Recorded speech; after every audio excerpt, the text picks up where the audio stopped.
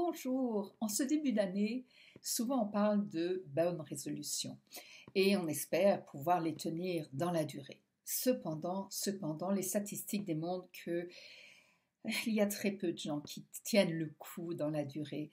C'est vraiment une caractéristique qui a été codifiée, quantifiée, et souvent je me suis demandé, mais pourquoi? Parce que nos résolutions au départ, elles sont bonnes.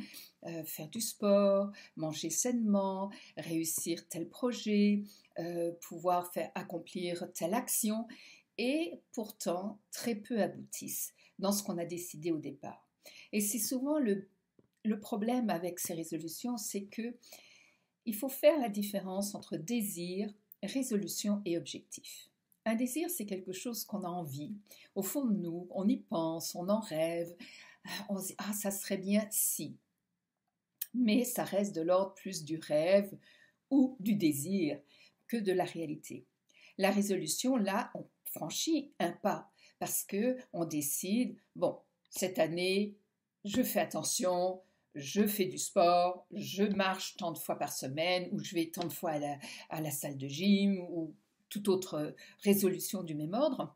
Mais entre ce qu'on se dit dans sa tête et le fait de l'accomplir, il y a encore des étapes à franchir. Et c'est en ça que l'objectif va nous aider, parce que lorsqu'on fixe un objectif, on va fixer plusieurs critères.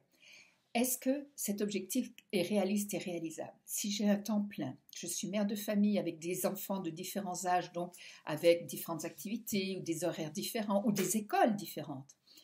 Si par exemple je pars en mission régulièrement, si je dois m'occuper de quelqu'un de malade dans mon entourage, etc. Aller tous les jours à la gym ou essayer de faire je ne sais combien de kilomètres par semaine, ça peut être tout à fait irréalisable. Donc, pour que ça puisse aboutir, vous avez besoin de réfléchir d'abord, est-ce que c'est réaliste et réalisable? Est-ce que c'est un objectif personnel? Parce que si ça implique d'autres personnes, ça peut être des freins. Alors que si vous faites partie d'une équipe, au contraire, ça va vous soutenir, d'un club de vélo, d'un club de gym, d'une équipe de football, peu importe. Il va falloir savoir aussi où et quand vous allez pouvoir le faire. Parce que si vous dites que vous allez faire ça tous les matins, alors que vous avez les enfants préparés, vous avez des transports en commun qui prennent du temps ou sur la route, avec les congestions, les bouchons, etc., ça va être aussi compliqué parce que vous avez aussi besoin de dormir. Donc, vous allez avoir une analyse à faire pour pouvoir décider de manière tout à fait réaliste, concrète, où vous allez le faire, quand vous allez le faire, à quel rythme, de quelle manière et dans quel objectif. Parce que si vous décidez, et c'est souvent arrivé, que vous alliez perdre 20 kilos en 2 mois, ça paraît pratiquement irréaliste. Alors que si vous dites, ok, pour l'année prochaine, aux vacances prochaines, j'aimerais avoir perdu 20 kilos, donc ça me fait une moyenne de 2 kilos par mois, disons. Eh bien, là, c'est beaucoup plus réaliste et réalisable. Et qu'est-ce qui va pouvoir vous aider? Est-ce que vous vous êtes renseigné sur les différentes méthodes pour avoir une alimentation saine? Est-ce que vous avez vérifié que vous n'aviez pas de soucis de santé qui pouvaient contrecarrer votre projet? Est-ce que vous avez pensé à utiliser un coach sportif ou une nutritionniste ou un accompagnateur pour vous encourager, vous soutenir, mais aussi vous guider pour savoir ce qui est opportun de faire à un moment, puis qui pourra progressivement évoluer au fur et à mesure du temps, parce que ce qu'on commence au début, ça va bouger parce qu'au fur et à mesure qu'on acquiert soit des forces, soit du temps, soit une manière de manger, on va évoluer dans nos actions. Donc, si vous voulez vraiment pouvoir réussir un objectif sur le long terme, parce que souvent ça prend du temps et c'est ça, souvent on est impatient, on voudrait que ça soit fait pour avant-hier et c'est pas la réalité. Donc si vous voulez vraiment réussir un objectif, vous allez devoir réaliser le temps que ça va vous prendre, le temps réaliste, parce que sinon vous allez heurter un mur, vous allez vous décourager, vous allez penser que ça ne va pas assez vite ou que les progrès ne sont pas assez spectaculaires ou marquants et vous allez laisser tomber parce que vous n'aurez plus la motivation.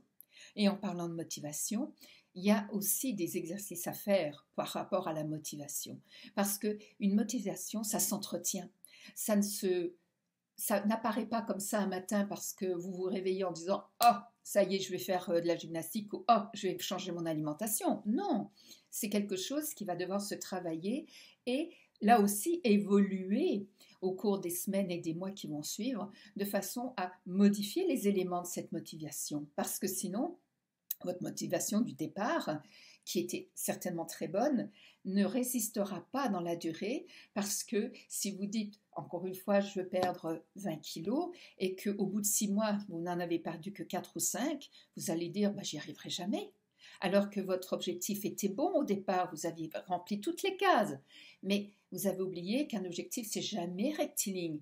Ça avance, il y a un creux. Ça avance, il y a un creux. Ça avance, et ainsi de suite. Parce qu'il y a les éléments de la vie, il y a la fatigue, il y a les plateaux. Parce que quand on a un objectif en tête, et tous les sportifs pourront vous en parler, il arrive un moment où on est sur un plateau.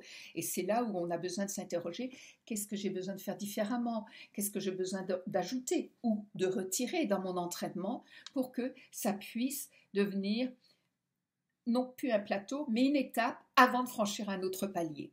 Donc, ça vaut la peine que vous regardiez. J'ai écrit beaucoup sur les objectifs, j'ai fait des vidéos là-dessus. Je vous invite à aller les voir, à lire les articles que j'ai écrits, de façon à avoir les éléments qui vous aideront à la fois pour bien fonder votre objectif de manière réaliste et réalisable et écologique, c'est très important, mais aussi comment garder votre motivation dans la durée. Sur ce, je vous souhaite de très bonnes résolutions pour 2025 et toutes les années qui suivent. À bientôt, au revoir.